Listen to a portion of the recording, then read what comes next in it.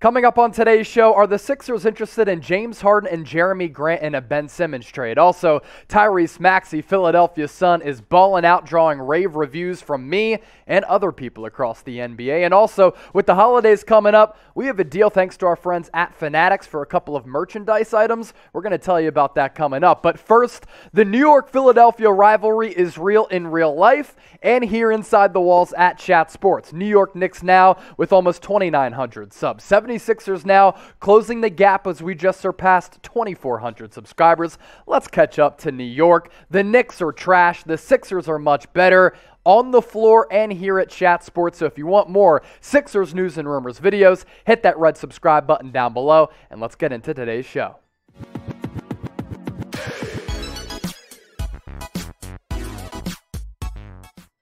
Happy Friday. Welcome into Philadelphia 76ers Now by Chat Sports. I'm your host, Chase Sr. First up on today's show docket, it seems as though, according to reports from Keith Pompey, the Sixers have had some conversations with the Detroit Pistons about a Jerami Grant deal if they were to trade away Ben Simmons. And also, it seems as though James Harden of the Brooklyn Nets still the apple of their eye. Now, yesterday on the channel, we talked about that Amick story that had listed about 30 players that the Sixers were invested in, kind of monitoring and canvassing the trade market for when they do deal away Ben Simmons. Of course, the guys at the top of that list, names like Damian, Lillard, and Bradley Beal. But some of those secondary options, could they include players like Jerami Grant? Let's explore it. So Keith Pompey of the Philadelphia Inquirer reporting this on Friday, that the Sixers have engaged in ongoing discussions with the Pistons to acquire Jerami Grant, another forward, a young player as well, and a draft pick in exchange for Ben Simmons, league sources said.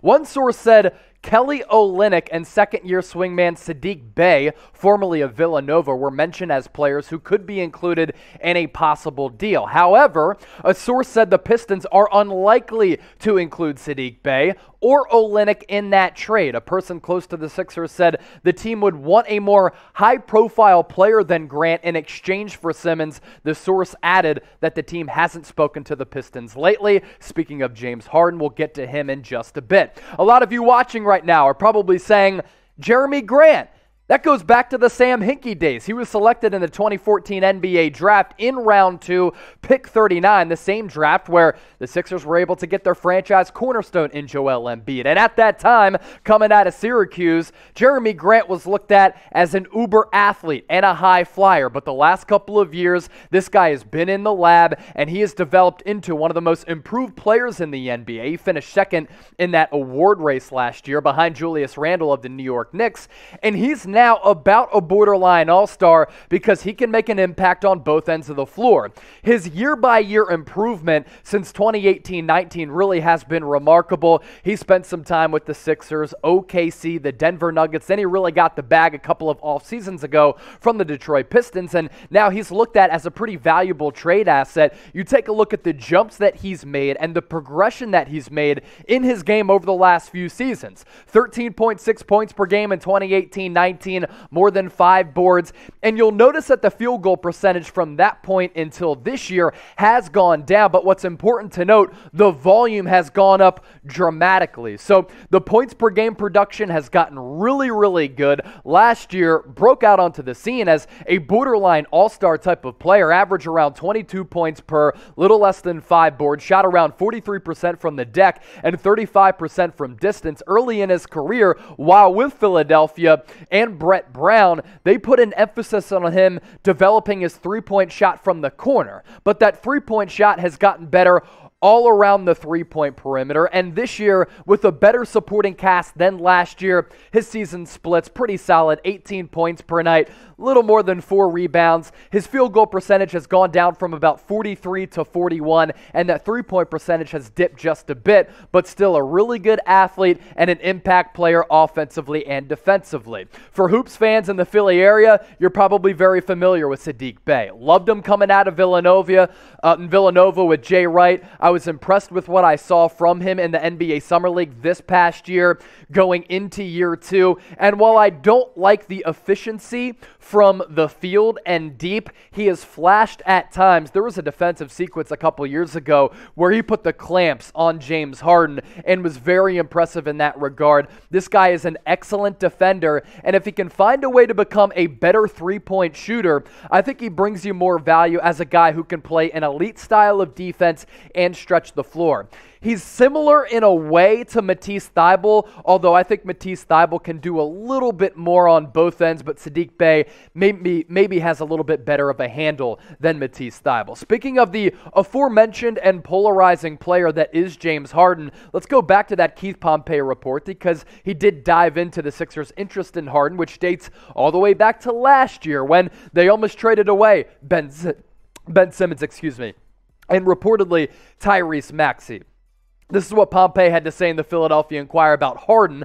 However, several members of the front office are keen on the idea of keeping Simmons this season and then pursuing Harden from the Brooklyn Nets for a sign-and trade next offseason, according to multiple sources. For the Nets, for Harden, the 2021-22 campaign has gotten off to somewhat of a rocky start. James Harden at times has looked disinterested. He's looked out of shape. He's looked a little bit slow. I'm a little bit worried about the explosiveness as well, and his offensive game, considering the physical shape that he's in and the changes in the offensive rules have regressed just a bit. So you're looking at a player who no doubt is one of the best offensive players that we've ever seen, but have the rule changes impacted his influence and his ability and productivity on the offensive end, and at 32 years old, not in the best of shape. Is this the player that James Harden is trending toward?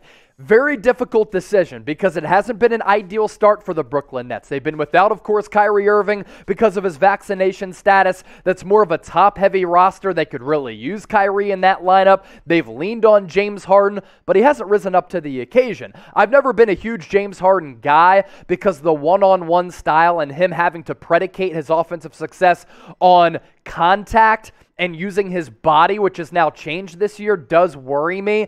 And that hero style of basketball where you dribble it for 20 seconds of the 24-second shot clock hasn't always translated in the playoffs. Something to monitor here, though. Let me ask you this, Sixers fans, because I'm interested to see where you kind of gauge both of these players and which one you'd rather have if you traded away Ben Simmons. You taking Jerami Grant or James Harden? Harden has a player option next year north of $40 million. Jerami Grant a little bit more affordable, but when James Harden is right, when he's been in his prime, he's an MVP caliber player. So let me know right now. Type JG for Jerami Grant. Type JH for James Harden. Be sure to get those votes in the comment section down below. Before we get to Tyrese Maxey and the fact that he's just hooping right now, we do have a deal to pass along from today's presenting sponsor at Fanatics. Michael Rubin, co-owner of the Philadelphia 76ers, owner and founder of Fanatics. He's hooking us up, and we want to hook you up with some merchandise with the holidays right around the corner. So first up, limited edition hoodies right now, and they're going really, really fast. You can cop these right now with the holidays approaching if you go to chatsports.com/Sixers hoodie. This hoodie was $75. It's now on sale for $45, and you can get that at a discounted price only by using that link down below. It's chatsports.com/Sixers hoodie. If you don't want to rock that fresh hoodie with fall and winter here, how about the shirt and pants combo that originally was $60 and now it's on sale for $20 if you use that link down below, chatsports.com/Sixers combo. This is a great shirt and pants combo that you can rock when you go to bed. Personally, I like the free ball with the pair of basketball shorts to give myself some flexibility, but if you want to go to bed with this, you can. You want to lounge around the crib, you can as well. These links are in the description as well as the comment section of this video. Multiple sizes available for the shirt and pants combo. The hoodies are going fast, so get yours right now. Once again, those links for those discounts in the description and the comment section of this video. Let's circle back to Tyrese Maxey.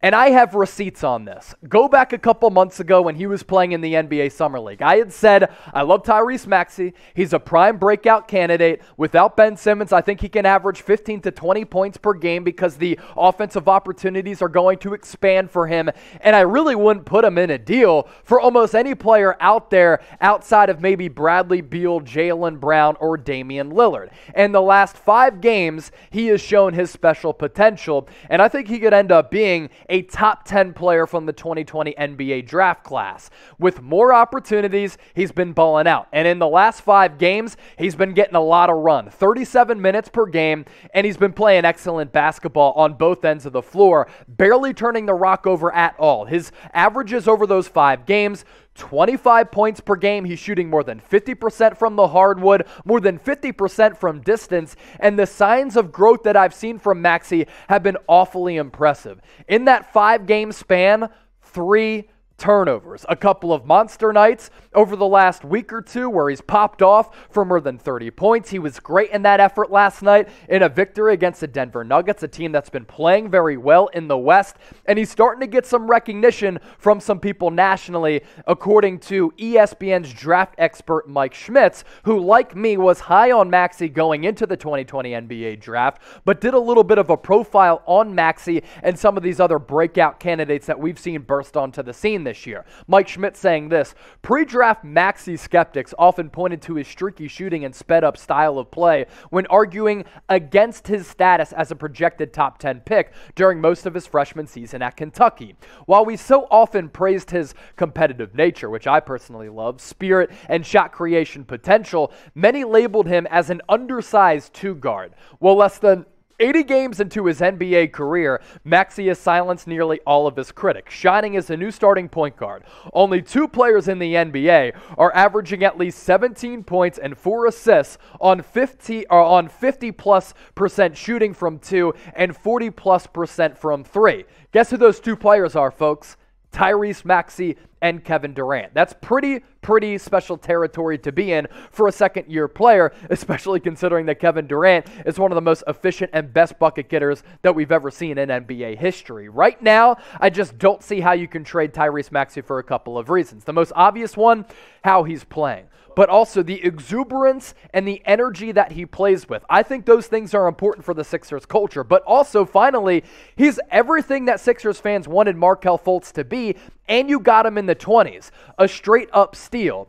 And he's developed so quickly and put in the effort to develop his offensive craft. He's continued to get better defensively. He's playing a smart brand of basketball and not turning the basketball over, and he's basically everything that Ben Simmons is not, a guy who actually cares about getting better and putting in the work to do so. Daryl Morey, Elton Brand, Doc Rivers do not include Tyrese Maxey in a trade, partially because Philadelphia will be very hurt by that, but me personally, I will be in shambles. As for a Joel Embiid update, not expected to come off the COVID list and rejoin the Sixers by the end of this road trip, which ends on Wednesday against the NBA-leading Golden State Warriors. When he does come back also, he's going to need some time to get back into playing shape. So maybe Joel Embiid not going to be joining the Sixers until the end of that road trip, not with that road trip at all, and then maybe a little bit after that, something we'll continue to monitor and follow here on 76ers Now